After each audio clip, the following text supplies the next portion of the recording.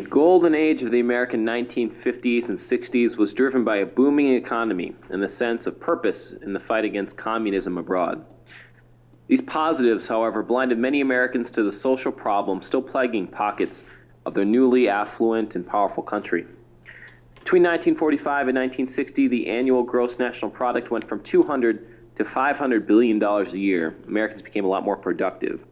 Unemployment remained under 5%, and inflation remained under 3% all of those 15 years. It doesn't get any better economically than that. The national birth rate reversed a long pattern of decline, increasing consumer demand, expanding the economy, with much of the nation's growth occurring in new American suburbs. A lot more babies are being born after the war. If you lived outside of town in a suburb, you needed a car, and auto ownership doubled in the 1950s. As the economy grew, American purchasing power expanded rapidly. The American West, long and also ran in the American economy, finally rises in the 1960s.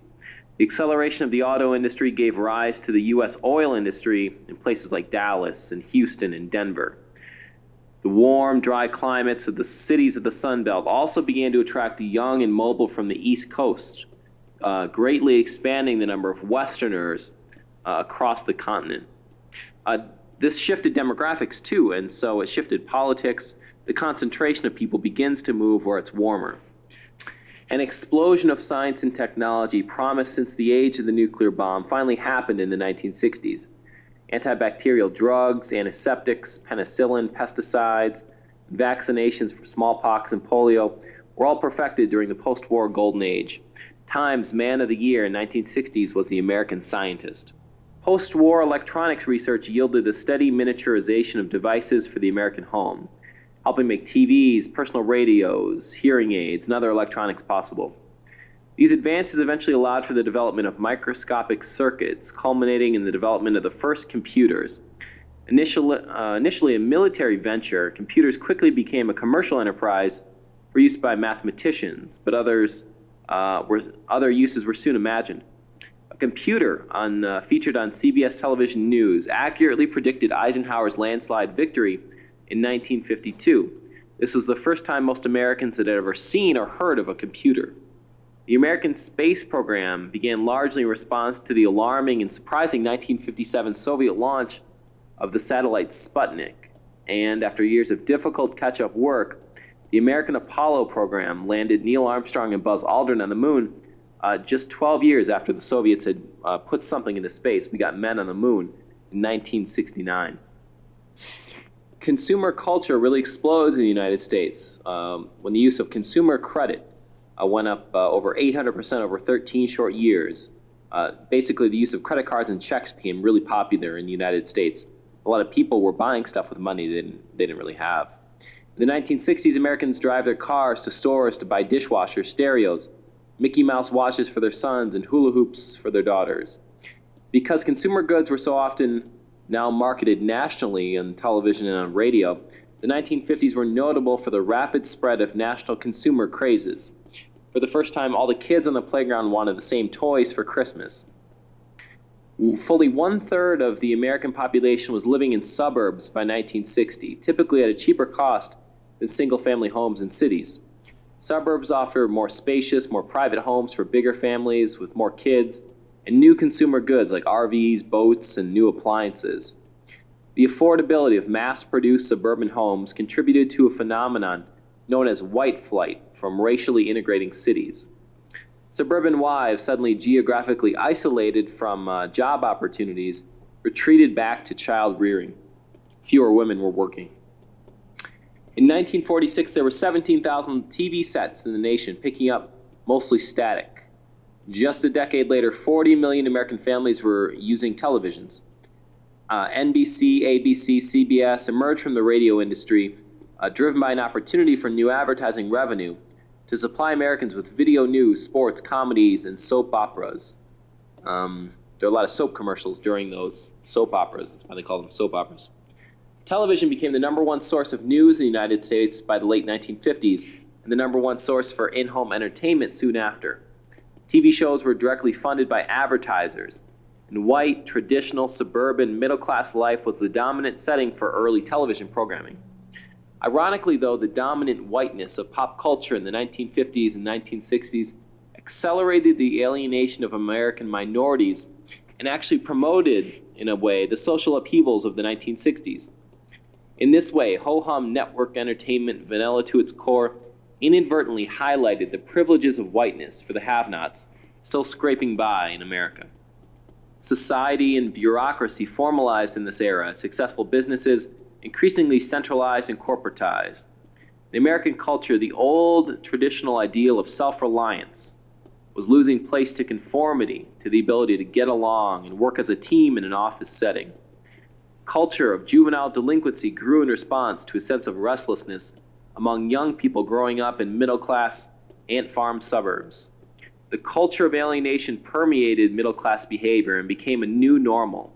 Teenage rebelliousness toward parents, fascination with fast cars and motorcycles, and underage sex became mainstream. James Dean, star of Rebel Without a Cause, became an icon of the unfocused rebelliousness of American youth in the 1950s. That same youth culture that celebrated the exciting music of Elvis and popularized radio, the TV, the record, the disc jockey, and generally, the rock and roll lifestyle. The relative affluence and cultural homogeneity of the 1950s lulled middle-class America into an era of utter complacency on matters of social equity and justice. 20% of all Americans remained poor in the 1950s, despite the burgeoning post-war economy. Elderly Americans, rural sharecroppers, the grandchildren of slaves, coal miners, cotton growers, inner-city Hispanics, and Native Americans on reservations remained especially stuck in poverty, with some groups facing racial discrimination in hiring, in education, in housing, dooming them to permanent residency in the lower American classes. As affluent whites fled to the suburbs, inner cities in America became ghettos, or repositories for America's poor people. After decades of skirmishes, an open battle began in the 1950s against racial segregation and discrimination. In 1954, the Supreme Court found in their Brown versus Board of Education case that segregation, or the separate but equal principle in public schools in the South, was in fact unconstitutional. And this is something they'd found constitutional not that long ago. A massive resistance in the South organized in opposition to the Supreme Court ruling. This meant that all of these schools and these school systems organized on this principle, where you'd have a nice school for white kids and a rundown school for black kids, that was not fair, and they had to undo it. In a remarkable episode, Eisenhower had to send federal troops to a Little Rock, Arkansas high school to force the schools to desegregate. So a lot of local leaders and even governors of southern states say, we're not going to abide by this new Supreme Court ruling. We don't care. And they refused to integrate black students and white students into those white schools. And occasionally, federal troops had to be called in to force it to happen. The Brown decision opened the door for others to challenge the segregation in the South, in other places. Rosa Parks' refusal to give up her bus seat to a white passenger sparked an economic boycott of Montgomery, Alabama buses that led to another Supreme Court case that helped break down segregation laws on public transportation. Parks' effort and others' efforts, too, helped popularize and legitimize peaceful racial protest by both blacks and whites. Martin Luther King Jr., a Baptist minister, began to lead and inspire boycott movements across the South using a nonviolent ideology, even in the face of violence, that symbolically gave his causes and his people the moral high ground. Martin Luther King Jr.'s civil rights efforts were supported by an emerging, college-educated black middle class. While rural and poor blacks had less freedom to oppose oppression, TV programming served as a constant reminder of white privilege, and videos of protests on the evening news on television even helped spread the movement across the country. The timing of the movement, too, forced urban whites to lend their support. Not all of them, but some of them. The Cold War made racial injustice an embarrassment to white Americans trying to present their nation as a model to the world, and those who opposed Cold War politics increasingly found themselves supporting and even participating in the civil rights movement. It's kind of what happens with slavery. If you're in the North, if you're in the North and if you believe in freedom for yourself, it's hard not to believe in it for other groups of people too. As perhaps the least experienced politician to serve in the White House, President Dwight Eisenhower brought moderate politics to America for the first time in a generation, promoting private business and intensifying America's commitment to opposing communism. Eisenhower, declaring that what was good for our country was good for General Motors and vice versa, lowered support of farm subsidies and focused on balancing the enormous federal post-war budget. In fact, he left office with a $1 billion surplus by the last year of his presidency, 1960. He refused to dismantle the New Deal. He built the interstate highway system, linking all the states. Well, not all of them, not Hawaii. And he raised the minimum wage again. He easily won re-election in 1956. By then, the anti-communist fervor of the Joseph McCarthy era had faded, especially after he began looking for communist forces operating inside the United States Armed Forces. McCarthy, suddenly finding himself a villain, died of alcoholism in 1957 after the Senate rebuked him for bad behavior. Though America remained leery of communism abroad, the possibility of nuclear war encouraged both superpowers, the United States and the Soviet Union, to edge away from direct confrontations. To be sure, neither the Soviets nor the Americans actually wanted to authorize or experience or deal with a direct nuclear attack. The American Secretary of State John Dulles, under Eisenhower, used a policy of brinksmanship as a cost-effective way to manage international tensions and to extract concessions from the Soviets.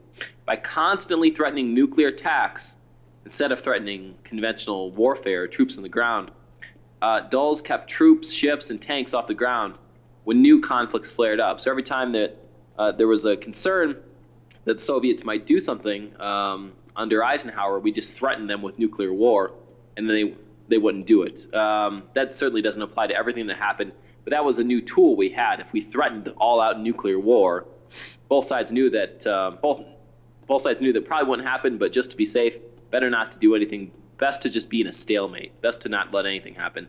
That saves us a lot of money from having to engage in these wars. The efforts to end the stalemate in Korea led us to support France in its effort to resecure Vietnam, its one-time colony that it abandoned to the Japanese in World War II. After the war, communist forces, aided by the Chinese and the Soviet Union, threatened to reorganize the nation of Vietnam, specifically under communist rule. Along with France, the United States helped establish a pro-Western government in South Vietnam as early as 1955, south of the 17th parallel. But Eisenhower refused to permit direct military intervention, much to the dismay of Vice President Nixon. Under Truman and Eisenhower, American foreign policy was challenged by both real and imagined crises in far-flung areas across the world. We recognized the UN-backed Jewish nation of Israel in 1948, though Palestinian Arabs, displaced from what they considered their own country, joined with Israel's Arab neighbors and fought against the new state of Israel. This was the first of several Arab-Israeli wars that continue to this day. On behalf of American petroleum companies in the Middle East, the American CIA intervened in Iranian politics in 1953, helping conservative military leaders install a pro-Western Iranian Shah who ruled the country for 25 years. Basically, this nationalist leader was coming up in Iran, and all these American companies had all these investments in petroleum extraction in Iran, and so we help install a leader who's going to be good for American business, and we still deal with this fallout today. This action instilled in Iranians an anti-Americanism that still haunts our relationship even through today. We also intervened to stop nationalist, potentially communist political movements in Egypt, in Guatemala, and in Cuba during this era. In the case of Cuba, which had become a virtual colony of American corporations and organized crime, they ran all the nightclubs. The threat of a communist movement in Cuba led to a drastic American pullout of the young nation at the end of the Eisenhower presidency. This act cemented Fidel Castro as its Soviet-friendly leader, and of course, Cuba is just miles off the coast of Florida. In 1958, Eisenhower and the Soviet premier Nikita Khrushchev actually met in person and tried to peacefully resolve some of the simmering issues left over from World War II. Before they met for a second time, however, a high-altitude U.S. U-2 plane was shot down over the USSR, leading to a dissolution of their dialogue. Khrushchev was really mad that we had a plane over Soviet territory, we were mad that they shot it down, and the second meeting never actually happened. So I've just rattled off a bunch of instances of U.S. involvement, like all across the world. You can see how a lot of today's international crises and problems have their roots in this post-war world, and of course, all these issues from the post-war world have their roots in World War II, and of course, all these issues from World War II have their roots in World War I, and we just keep going back. We can see how everything is connected. All of these interactions with other countries, all these problems, and all these good things too. All of these advances in technology, all of this is rooted, and it's part of a long process that changes over time. For all of his accomplishments, President Eisenhower and his inner circle were unable to peacefully resolve the issues of the Cold War. In his farewell address to the nation, Eisenhower publicly admitted his own worries about a growing military-industrial complex in America that might prevent a peace from ever actually happening. Basically, he was concerned that business and government had grown very, very close during World War II and understood that war was profitable. And his concern, as this military leader who'd been a huge part of World War II, his concern was that perhaps all of these conflicts, all of this communist versus the American democratic sort of like worldview, all of this might be sort of permanent, because it is in the best interests of the federal government and the weapons makers, the business, big business in America, to constantly be at war. That's his concern, and that's his warning at the end of his presidency.